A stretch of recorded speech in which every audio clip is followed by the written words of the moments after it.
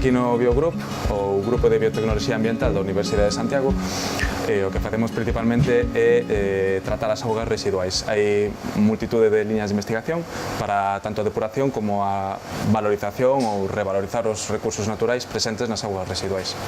A miña liña de investigación trata sobre o tratamento das augas residuais e industriais, sobre todo, para a eliminación de compostos de nitróxeno presentes nestas augas residuais. A finalidade última, digamos, sería precisamente tratar as augas residuais, por exemplo, de industrias como as conserveiras, que temos moito disso aquí en Galicia, pois eso que significa que as augas salen máis limpas, os corpos de agua finais como o río ou o mar, e, por tanto, o que facemos é mellorar o ecosistema final. Dentro dos procesos de tratamento de augas residuais que utilizamos, principalmente empregamos procesos biolóxicos para eliminar, por exemplo, compostos de nitróxeno, como co proceso de nitrificación parcial e Anamox, compostos de carbono, fósforo e nitróxeno con granulación aerobia, tamén procesos de desnitrificación.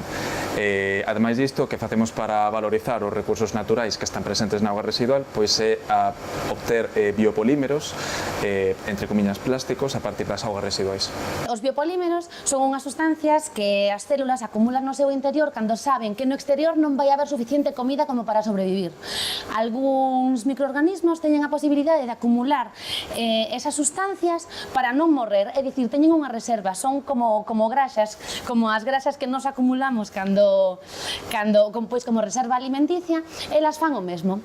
A cuestión é que eses biopolímeros teñen unhas propiedades estupendas porque poden ser utilizadas, por exemplo, como bioplásticos.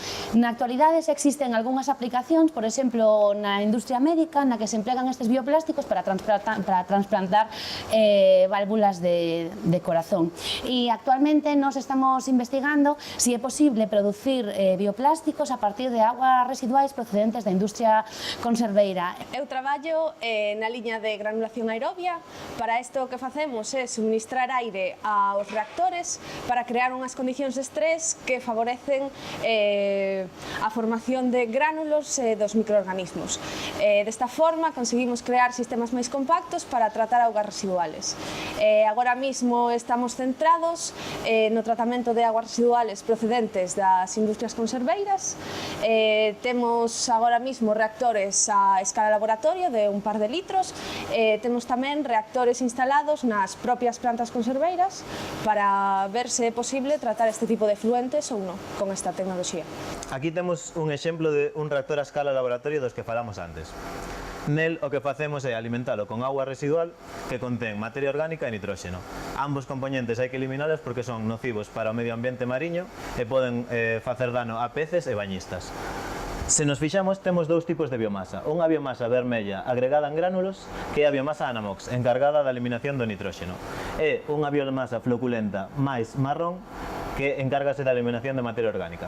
Este reactor é un exemplo de tecnoloxías compactas para tratar grandes caudales de aguas residuales con biomasa granular. Un exemplo de aplicación sería, por exemplo, as industrias acuícolas de produción de troita. Está pensado para utilizarse, por exemplo, nas épocas de verán, cando non hai auga suficiente nos ríos para abastecer a planta e poder así recircular a auga residual unha vez tratada.